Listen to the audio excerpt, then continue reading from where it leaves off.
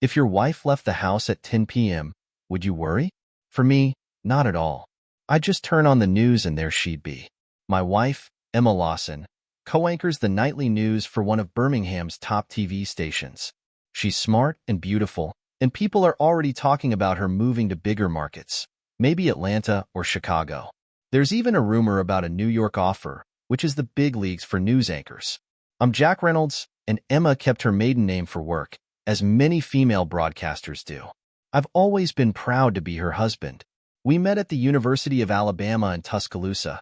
She was majoring in broadcasting, and I was studying marketing. I'll never forget seeing her at a frat party, tall, blonde, and absolutely gorgeous. I wasn't anything special, but we hit it off anyway. We had our ups and downs, even broke up for a couple of weeks, but I missed her so much that I ran to her dorm. As luck would have it, she was running toward me too. It felt like something out of a romantic movie, and we promised never to part again. By our senior year, we were engaged and living together off campus. After graduation, we waited to marry because Emma wanted a big wedding, and her family could afford it. A week after graduating, we had our dream wedding at Canterbury Chapel. Soon after, Emma landed a weekend weather job in Huntsville. It wasn't glamorous, but it was a start. I got a low-level job at an ad agency, and we were off. Emma's career took off fast. Within a year, she was offered a reporting job at the top station in Mobile, and we moved to the Gulf Coast. I found a good job at an ad firm, and Emma worked her way up to being the weekend news anchor, then co-hosted the nightly news. Her pregnancy boosted her popularity, and when our daughter Chloe was born, it became a big local event. The station even made a documentary about Emma's experience as a new mom, which won a regional Emmy. When Birmingham's WSYY made her a co-anchor offer, it was too big to pass up. So we left Mobile and moved to Birmingham, knowing it could lead to even bigger opportunities. I was hesitant at first. We were comfortable in Mobile, but thanks to some connections, I landed a great job at one of the city's top ad agencies. The station even helped us find a nice house in Hoover and a wonderful daycare for Chloe. The move went smoother than I expected, and we settled into our new life quickly. Our routine isn't exactly typical. I wake up early, make breakfast, and head to work while Emma and Chloe sleep in. Emma spends the morning with Chloe and drops her off at Mrs. Jenkins's daycare after lunch. I pick Chloe up after work, cook dinner, bathe her, and read her a bedtime story before tucking her in. By then, I'm usually so tired I fall asleep on the couch, waiting for Emma to get home. Her schedule is brutal. She has to be at the station by 3 p.m. and goes live at 6 p.m. and 10 p.m. lately. Her boss, Gary Collins, has been keeping her even later for post-broadcast meetings. It's all about keeping the ratings high, which I understand. Working in advertising, but as a husband, it's tough. We both work long hours, and sometimes it feels like we're more like roommates than a married couple.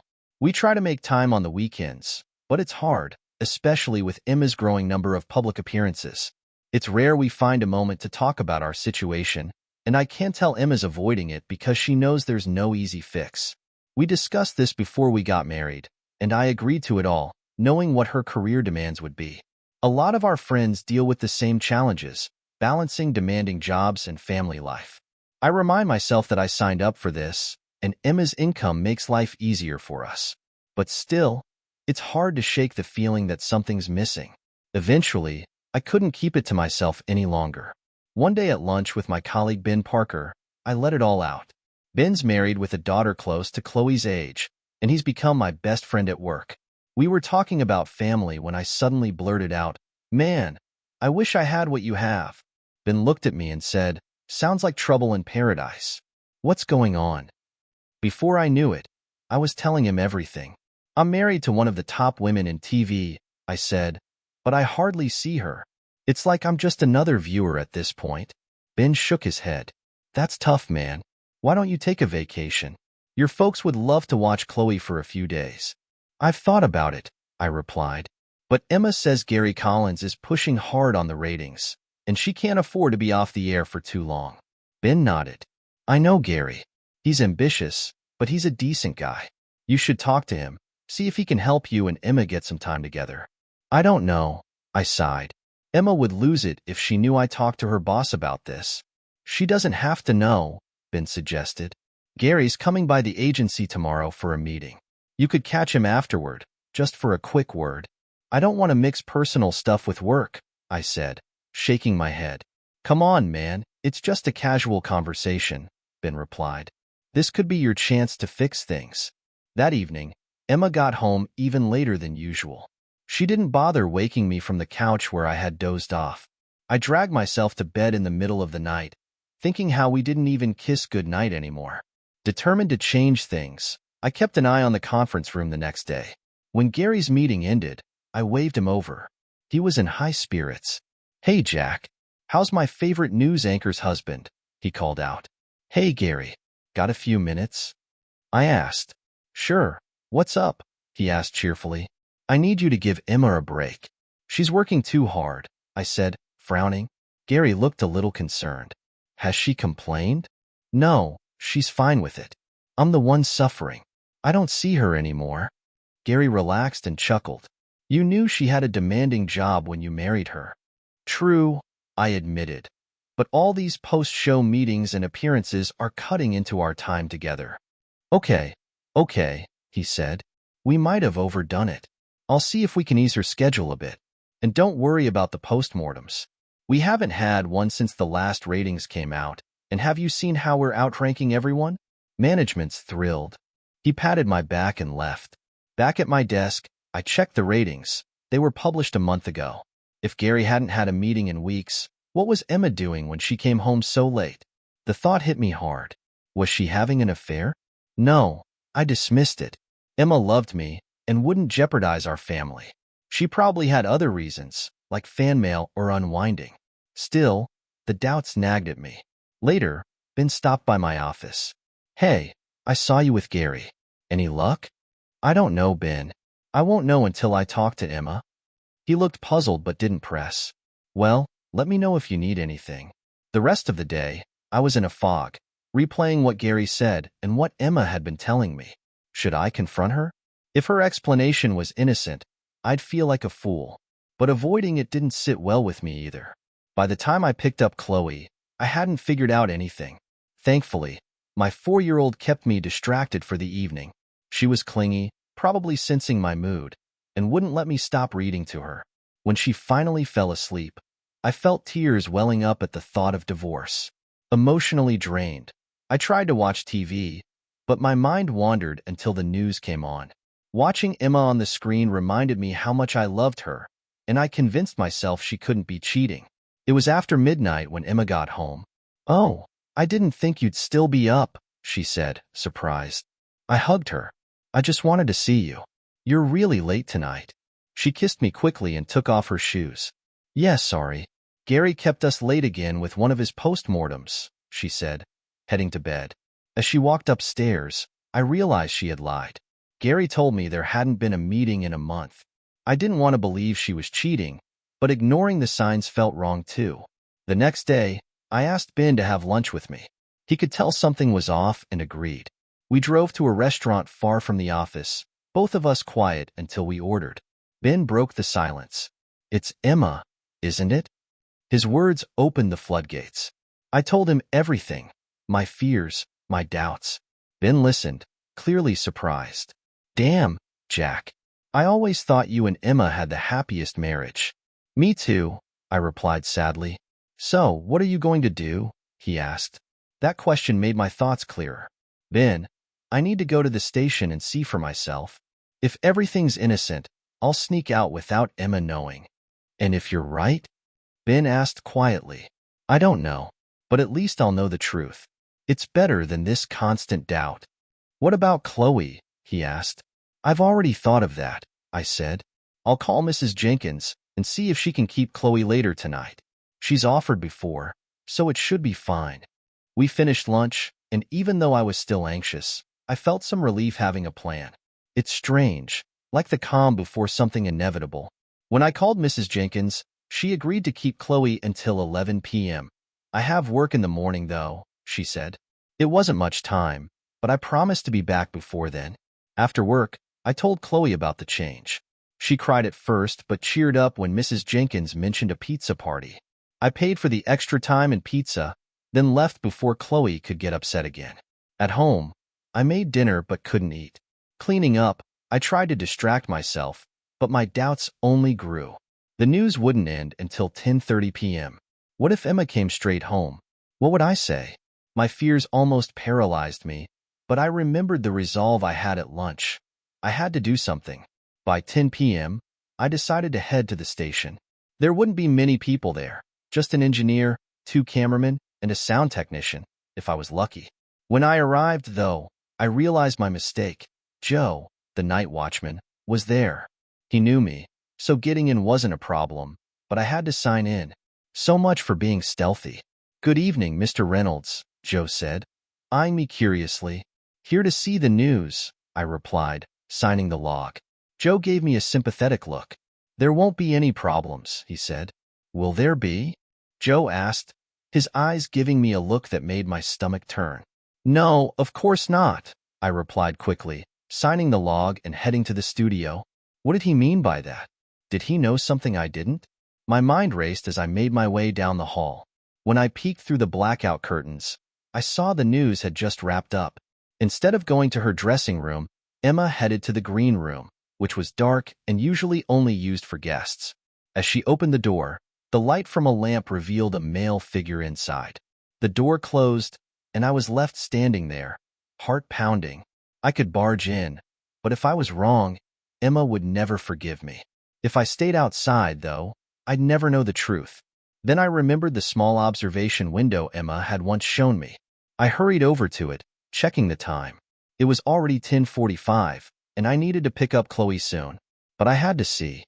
Peering through the window, my worst fears were confirmed. Emma was in an intimate embrace with another man. I pulled out my phone and recorded the scene, the light catching on Emma's black lingerie, making it stand out starkly against her skin. I felt sick. I wanted to end it right there, but time was running out. I had to get to Chloe. I rushed out, nodding to Joe as I left. "I'm sorry, Mr. Reynolds," Joe said quietly as I passed him. Damn, I thought. Does everyone but me know what's going on? I drove to Mrs. Jenkins's house, heart racing. She let me in, and I found Chloe fast asleep. Wrapping her gently in a blanket, I picked her up and thanked Mrs. Jenkins. She looked at me with concern. "Are you all right, Mr. Reynolds?" Only then did I realize tears were streaming down my cheeks. "Oh, it's nothing. Just something in my eye," I lied, trying to pull myself together. I thanked her again, carrying Chloe to the car and driving home. Once home, I put Chloe to bed. She looked so sweet and innocent, and all I could think about was the innocence I had just lost.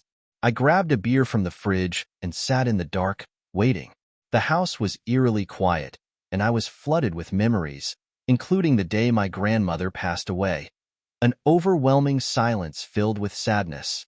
When Emma finally walked in around 1 a.m., she flicked on the kitchen light and looked surprised to see me sitting there. "Jack, what are you doing?" she asked. "I've been waiting for you," I replied calmly. "The security guard said you stopped by the studio. Is everything okay with Chloe? Where is she?" "Mrs. Jenkins kept her for me. She's asleep upstairs," I answered. "Well, why didn't you come by my office when you were there?" she asked, sounding puzzled. I took a deep breath, steadying myself. "I saw you tonight, Emma. I saw you go into the green room with Brian Miller." "Oh, that," she said, shrugging. "We just had a quick meeting after the news." "Emma," I said, trying to keep my voice steady. "I looked through the observation window. I saw what your meeting was really about. I even saw your new lingerie." Her face flushed with embarrassment. "Oh, Jack, I'm so sorry," she said softly. "Sorry you did it? Or just sorry you got caught?"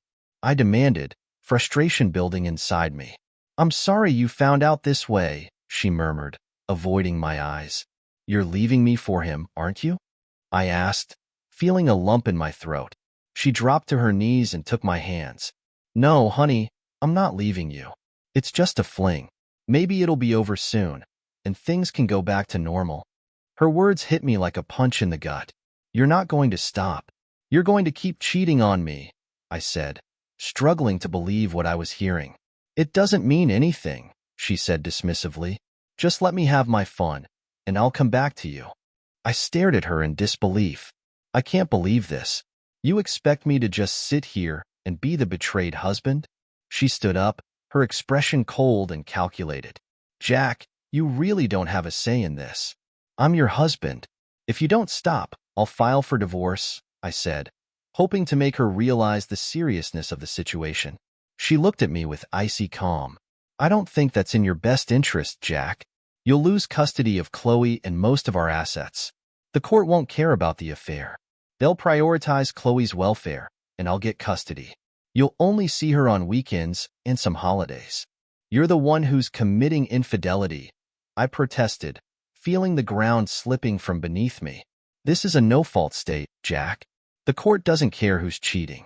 You can ask a lawyer if you don't believe me, she said with chilling finality. I don't want this to happen, but I want our family to stay together. This fling shouldn't concern us. Just think about it. She kissed me on the head and went to bed. I sat there in shock, waves of anger, loss, and confusion washing over me. The fact that Emma was cheating was devastating enough, but the idea that she expected me to tolerate it was incomprehensible. I finally dragged myself to bed, collapsing from sheer exhaustion. Even though I was physically drained, I woke up early the next morning, feeling numb. I showered, shaved, and dressed, my mind swirling with wild thoughts. Run away, shake Emma awake, kidnap Chloe, or just stay in bed forever. But when I looked at Chloe, still peacefully asleep, I knew I had to stay strong for her. Doing something rash would only mean losing her. I went through my morning routine, forcing myself to function. At the office, Ben noticed something was off. Jack, are you okay? He asked. When I didn't answer, he came in and closed the door. What's wrong? I told him everything. Ben listened, shocked by Emma's attitude. Damn, he said. She actually expects you to just put up with this? I nodded, my eyes fixed on the floor. Jack, you've got to look out for yourself now, he said firmly. Emma has changed. You can't count on her anymore. The first thing you need to do is talk to a lawyer, Ben said firmly. You've got to understand your rights, Jack. Problem is, I don't know any lawyers in Birmingham, I replied, feeling overwhelmed. Gary, worry about that, Ben said, reaching for his phone. My college roommate is a lawyer here. I'll give him a call. A few minutes later, he handed me a slip of paper. You've got an appointment at 1 p.m. today. Here's the name and address. Thanks, Ben. At least now I have something to do instead of just thinking about it. Afterward, come back and let me know how it goes, Ben said. The meeting with the lawyer didn't go well. After listening to my situation, he laid it out plainly. This is a no-fault state, Jack. The court doesn't care who's to blame. They'll focus on property division and Chloe's welfare. What does that mean for me? I asked, already feeling the weight of the answer. It means Emma will likely get custody of Chloe, unless you can prove she's unfit. You'll get visitation, but Chloe will live with her. You'll also have to pay child support, regardless of Emma's income. And the house? It's joint property. The court will probably let Emma and Chloe stay there until Chloe turns 18, at which point you can sell and split the equity. What if she moves for a job? I asked, hoping there might be some flexibility. If she moves, you could force a sale. But until then, the house stays, he explained. I felt like I'd been punched in the gut. She knew exactly how this would play out. I'm screwed. The lawyer nodded sympathetically. I'm sorry, Jack. It's not fair, but that's how the law works. Driving back to the office, I felt like I was being punished for something I hadn't done. Ben could tell right away from my face that it hadn't gone well. Damn it, Ben, I said. It's not fair. She put me in this mess, and now I'm stuck. I have to go along with it just to keep Chloe in the house. I paced the office, feeling trapped. Now I get why some guys snap. Gary'd even joke about that, Jack, Ben warned. If anything happens, I don't want to be the one saying I heard you make threats. Yeah, I wouldn't do anything, I replied, calming down. It just feels like she's this weight I can't get rid of. I glanced out the window, and my frustration flared. A new billboard had gone up, Emma and Brian Miller smiling together under the caption, Birmingham's favorite team. Look at that, I groaned. She's everywhere, even when I'm trying to get away. Ben looked at the billboard and then back at me. Jack, how desperate are you to get out of this? Not desperate enough to do something stupid, If that's what you're asking, I said. Not stupid, Ben replied. But I have an idea that might work. We talked for the next hour, me dismissing his plan as crazy. But Ben kept pushing, asking, how much worse can things really get? Eventually, I caved. Okay, Ben, I'm in. That night, I couldn't stop thinking about what I'd agreed to. Could I go through with it? Was it worth the risk of losing everything, especially Chloe? Maybe it was easier to just live as the betrayed husband. As I picked up Chloe and made dinner, my mind was spinning.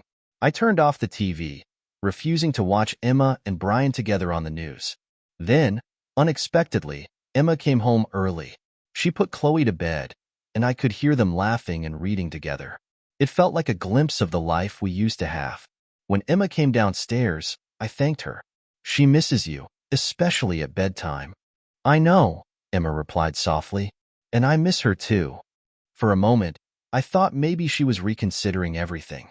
But that hope vanished quickly when she spoke again. I'm taking a vacation next week, she said. Gary suggested it since our ratings are so high. That's great. I'll check with my boss to see if I can join you, I said, trying to sound upbeat. No, Jack. Brian and I are going away together. We're tired of sneaking around, and we want a real break. I stood there, stunned. She continued without a hint of remorse. Mrs. Jenkins will watch Chloe for the week. You'll just need to drop her off and pick her up. Here's where I'll be if you need to contact me. She handed me a piece of paper. We'll be back by Sunday, and everything will go back to normal. She kissed me on the head like I was a child and said, thanks for taking care of everything, honey, before heading upstairs to pack. I stood there, shaking with rage. This is the most humiliating moment of my life. Ben's plan, as crazy as it seemed, was starting to feel like my only way out. On Friday, I left work early to confront Emma before she left with Brian. I arranged for Mrs. Jenkins to keep Chloe overnight, so she wouldn't be around for any arguments. I checked Emma's closet. Her suitcases were packed. When she pulled into the driveway, I waited in the living room. Emma walked in, surprised to see me. What are you doing here? Is Chloe okay? She's fine, I replied. She's with Mrs. Jenkins. Then why are you here? She asked, already irritated. I wanted to convince you not to go away with Brian, I said, making one last effort. She crossed her arms, clearly annoyed. I've told you, Jack. I'm having my affair with Brian. When we get back, it'll be over, and things will go back to normal. You just need to be patient. What about our wedding vows? I asked, desperation in my voice. Those vows were from another time. No one believes in that stuff anymore, she said coldly. But this is infidelity. I don't want you to dishonor our marriage. If I want to be with Brian, I will. This has nothing to do with you and me, she said, brushing me off. And what about your fans? They won't approve, I argued, grasping at straws. I don't care what they think. In a year, I'll be out of this town and in a bigger city. What people here think doesn't matter to me. Now, stop bothering me. I need to pack. Feeling defeated, I slumped my shoulders. I'm sorry, Emma. I'm sorry for everything. I left the house and drove to a nearby tavern, needing to clear my head. As I sat nursing my second beer, Ben walked in and sat down next to me. How'd it go, buddy? He asked. I don't know, Ben. You'll have to see for yourself. I sat there, feeling defeated. Not until I try what you did, Ben said with a determined look. We finished our beers and drove back to my house. Emma was gone. Ben sat at my computer, quickly pulling up the footage. We watched as Emma coldly rejected my pleas and explained her plans with Brian. What a cow, Ben muttered. When she dismissed her fans and talked about leaving town, Ben's face lit up. We've got her. This is better than we hoped. He saved the recordings to a flash drive and removed the hidden cameras. Backup copy, he said, holding it up. We drove back to the tavern to pick up Ben's car, but he insisted I follow him home for dinner. Anna made a big meal. She'll be pissed if you don't show up. I reluctantly followed. When we arrived, Anna hugged me and kissed my cheek. Whether it was friendship or pity, I appreciated it. Dinner was a blur. I picked at my food while Ben and Anna exchanged concerned glances. After dinner, they led me to the den, and Ben opened a bottle of wine. We drank until Anna couldn't hold back. I'm so angry and disappointed in Emma. She used to seem so sweet. Now she's turned into a selfish, promiscuous woman. Anna turned to Ben. Do whatever it takes to help Jack keep his daughter. This isn't a normal divorce. Emma is out of line. Then she shot Ben a sharp look. And if any of those TV women hit on you, I'll come after you with a butcher knife. Ben and I laughed, but I wasn't sure if she was kidding. We drank late into the night until I collapsed on their couch. The next morning, sunlight streamed through the window, and I woke up with a terrible taste in my mouth. Ben lent me a toothbrush, and after freshening up, I joined them for breakfast. My appetite had returned a little. Survival instincts, I guess. Afterward, Ben took my hand. Leave everything to me. I've got a lot to do this weekend. Just pick up Chloe and get out of here. I'll keep you posted. Ben, I don't know what I'd do without you, I said sincerely, giving him an awkward hug before heading home. I still had one more difficult task ahead. I found Brian and Laura Miller's number in our address book. When I called, Laura answered, sounding hesitant. Hi, Laura. This is Jack Reynolds. Can I come over to talk? Sure, come on over, she replied, probably wondering what this was about. As I drove to her house, I rehearsed what to say. Telling a woman her husband is cheating is never easy, and I barely knew Laura, which made it worse. But she needed to know. Laura had gone to the University of Alabama with Emma and me, though we didn't socialize much. I was surprised she had ended up with Brian, as they seemed like an odd match. When I arrived, Laura greeted me and offered a drink. Just water, please, I said, feeling my throat tightening. After taking a sip, I began gently. Laura, do you know where Brian is? Of course, she replied, with a touch of concern. He's at a TV convention all week. Why? Laura, I'm sorry to tell you this, but Brian isn't at a convention. He's with my wife, Emma. They're having an affair. Her face went pale, as if I'd slapped her. That can't be. I saw him off last night. He loves me. Emma's like a sister to me. She wouldn't hurt me. Her voice trembled. I grimly showed her the video. As she watched, her eyes reddened, and she started to cry. I sat beside her, patting her back gently. I know, Laura. I know. Suddenly, her sadness turned to anger. That cow seduced him. If you had her under control, she stopped when she saw my stunned expression. Oh, Jack, I'm so sorry. You lost your wife too, didn't you? Her words hit me hard, and the pain and loss resurfaced. We both started crying, finding a bit of comfort in each other's grief.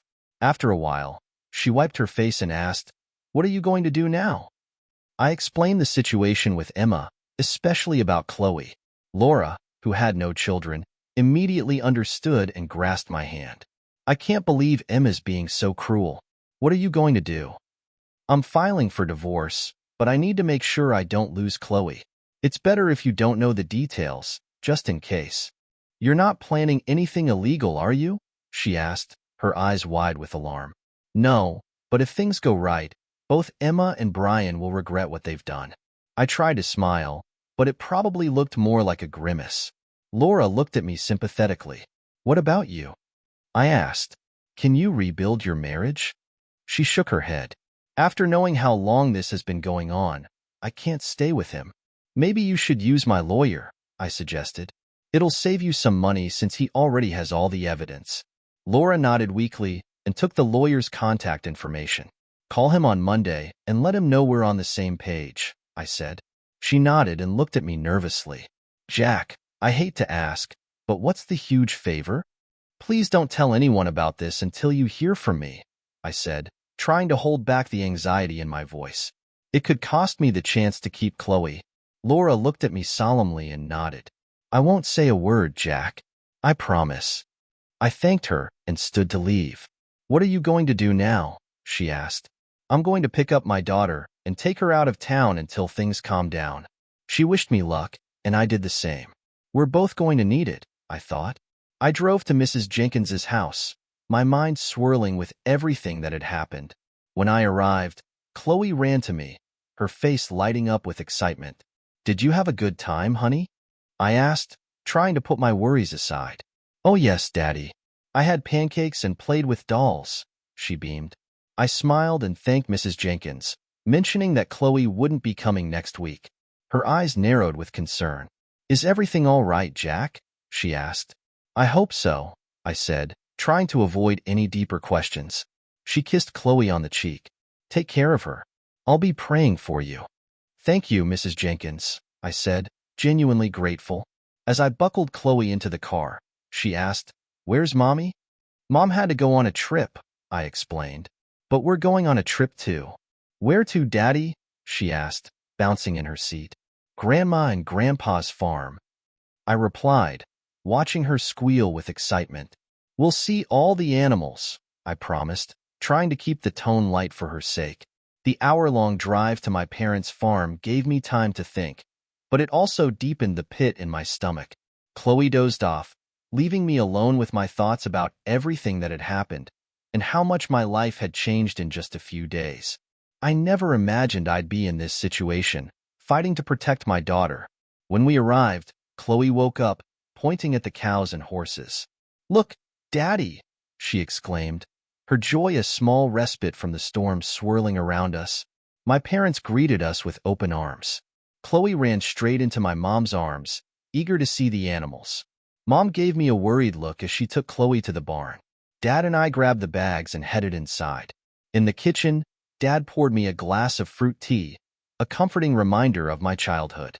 "Okay, Jack, what's going on with you and Emma?" Dad asked, concern clear in his eyes. "Let's take a walk, Dad," I suggested, feeling the weight of the conversation pressing down on me. I had been dreading this talk ever since I asked if we could stay.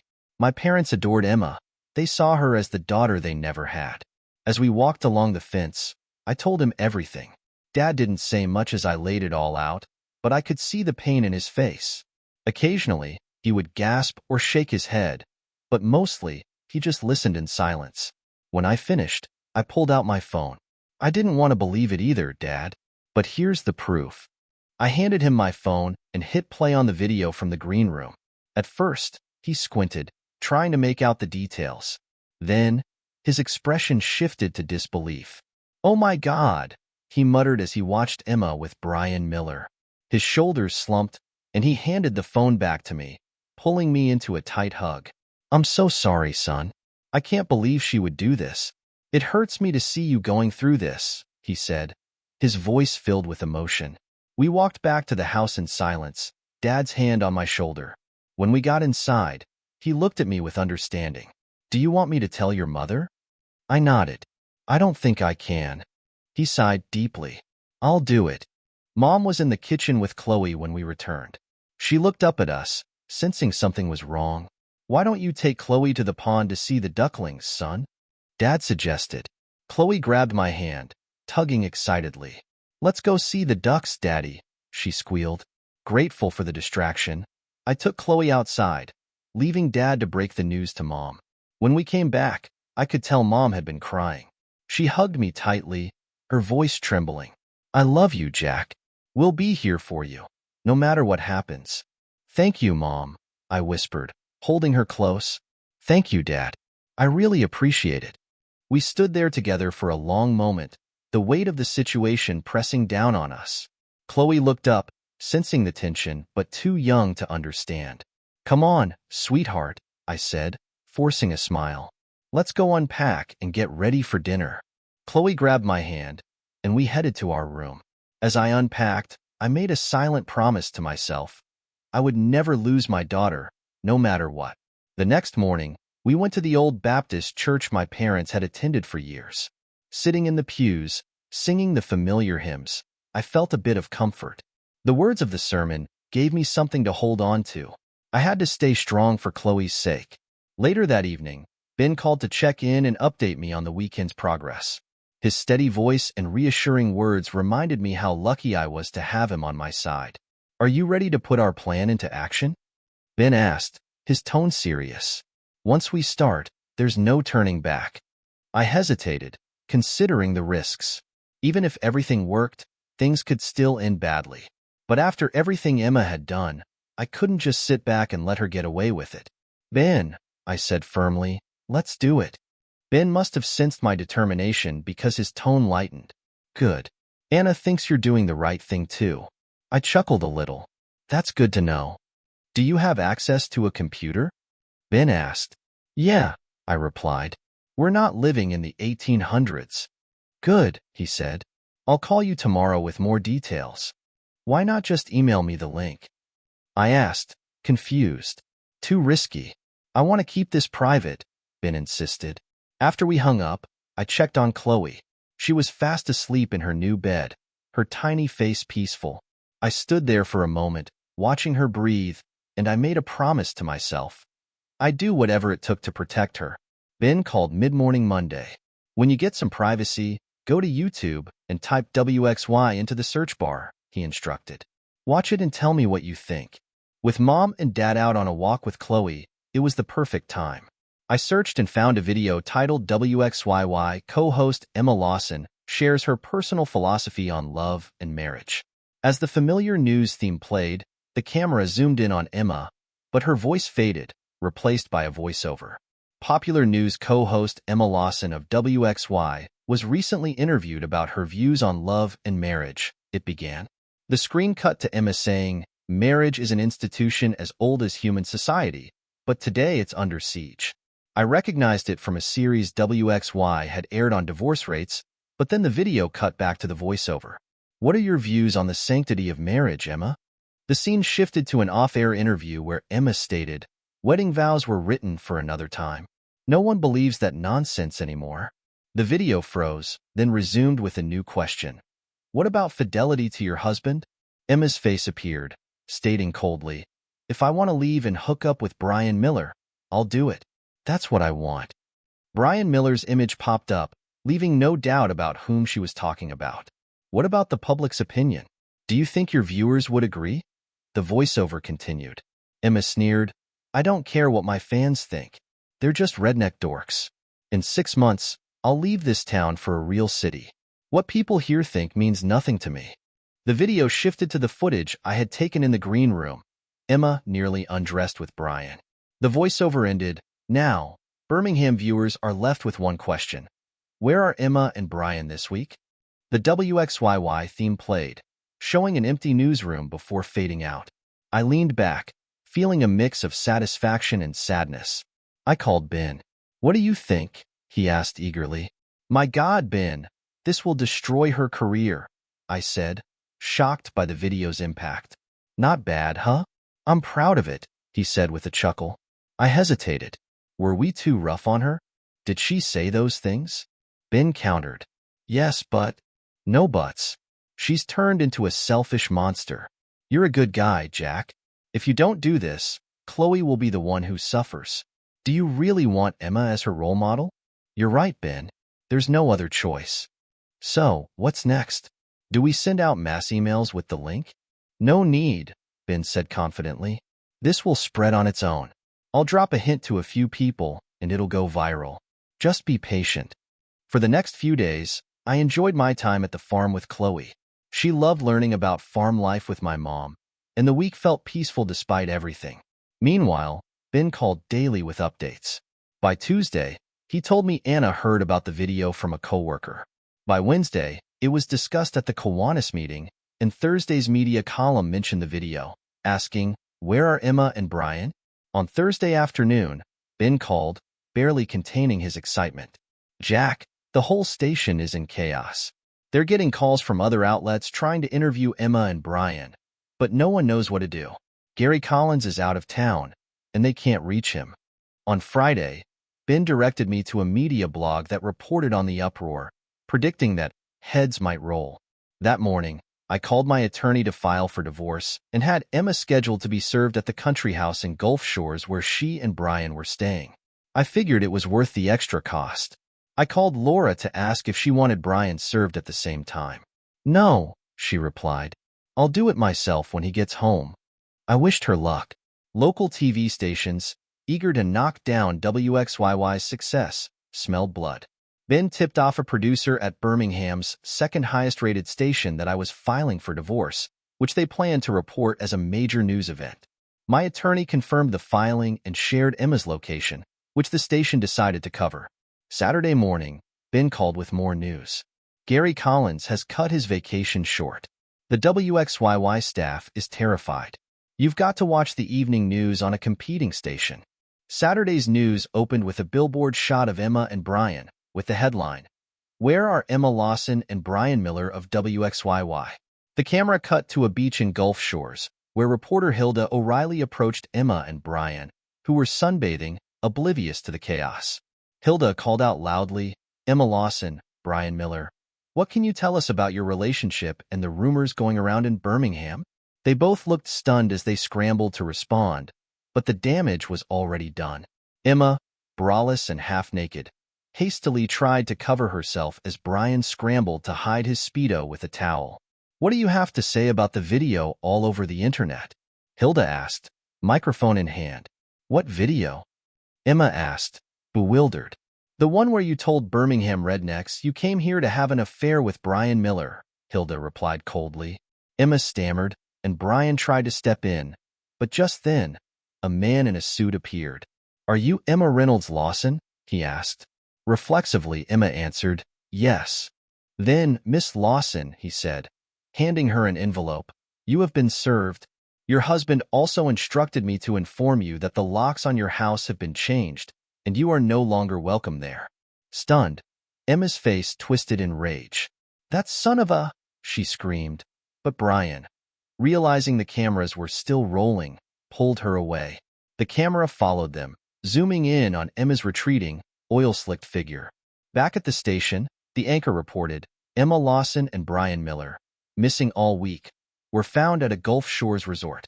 Emma's husband has filed for divorce and locked her out of the house. The media couldn't reach me for comment because I was still at my parents' farm.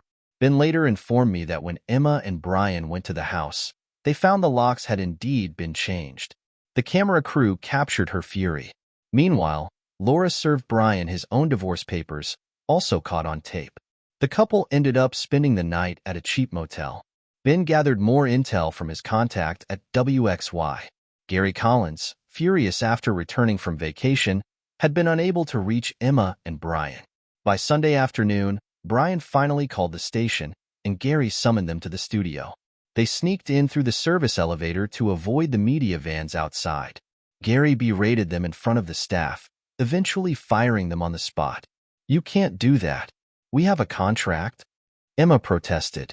Gary coolly replied, "Your contracts include a morals clause. Your behavior has disgraced this station.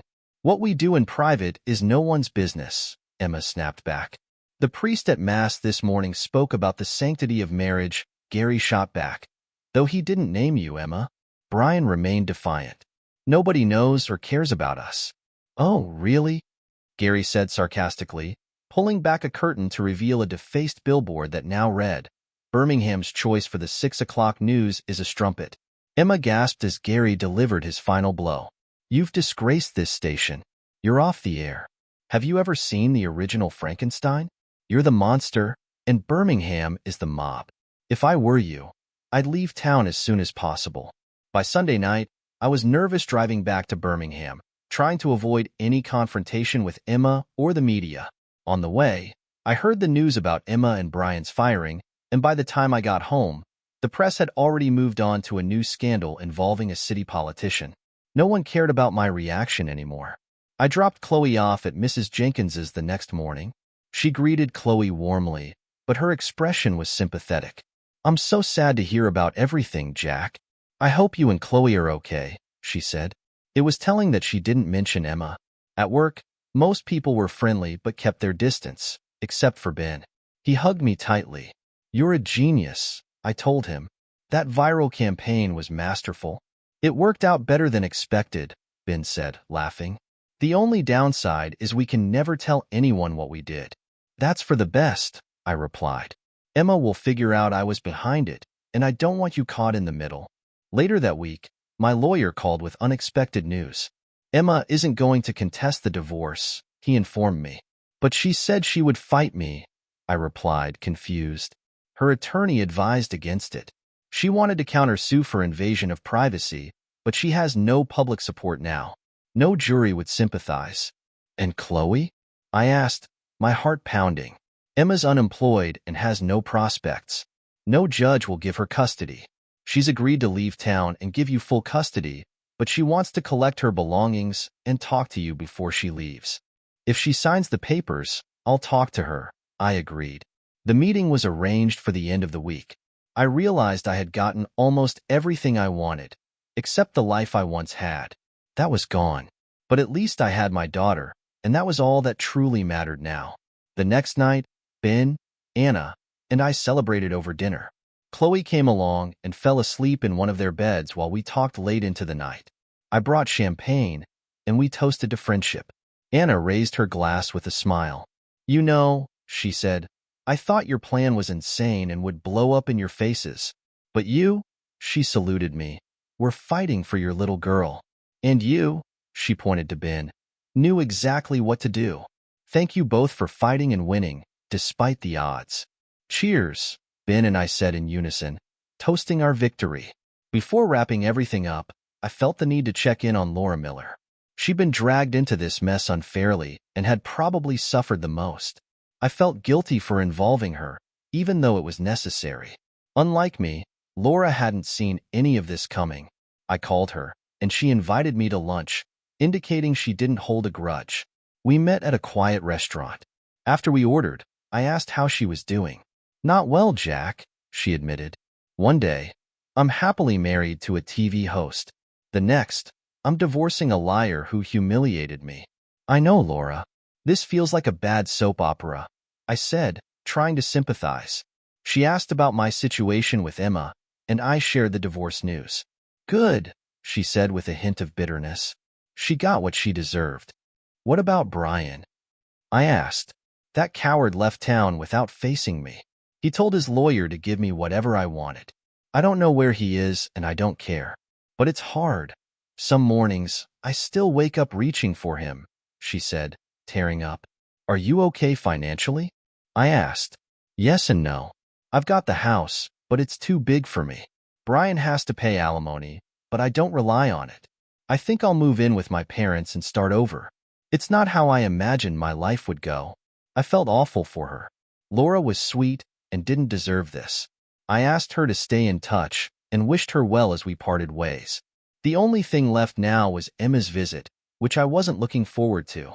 The anger I had felt had mostly subsided after the success of the viral video. I no longer wanted to fight or gloat. I decided to do something kind and have Chloe there when Emma came to pick up her belongings. When Emma arrived, she frowned at first, but when Chloe ran to her, her expression softened, and she smiled through her tears as she hugged her tightly. Thank you, Emma whispered to me.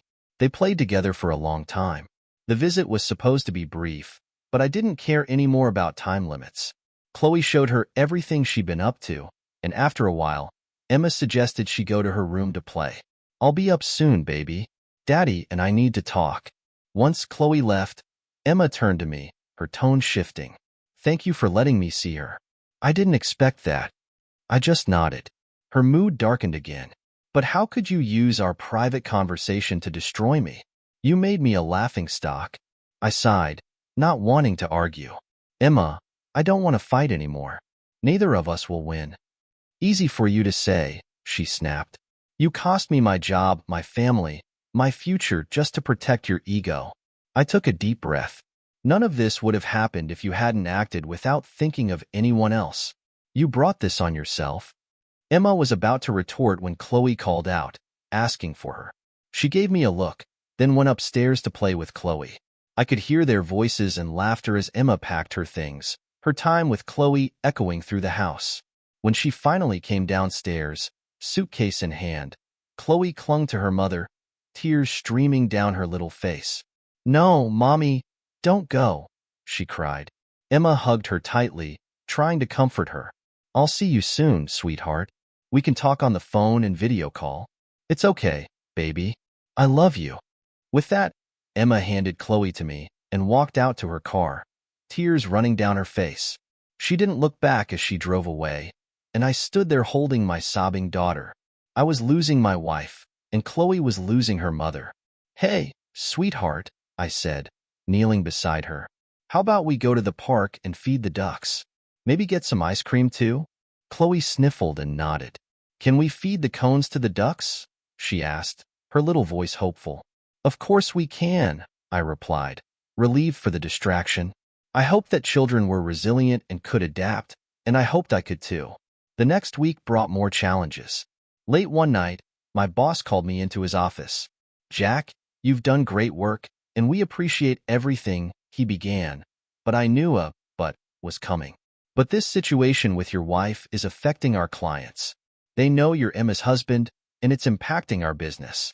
We also rely on WXY, and our relationship with them has become strained. Are you firing me? I asked bluntly. Absolutely not, he said. But we think it's best for you to seek employment elsewhere. How much time do I have? I asked, trying to contain my frustration. As much as you need. I'll give you a glowing recommendation. It wasn't fair, but I knew better than to burn bridges. I shook his hand and thanked him for the recommendation. Then I walked over to Ben's office. What's up, buddy? Ben asked. I just got fired, I told him. The higher-ups think it's best if I leave.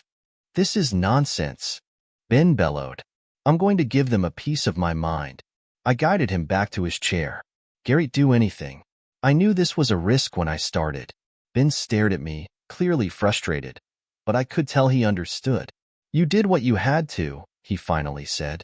And I had. Even though I had lost my job and my marriage, I still had Chloe, and that made it all worth it.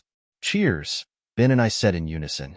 Before tying up loose ends, I felt the need to check on Laura Miller.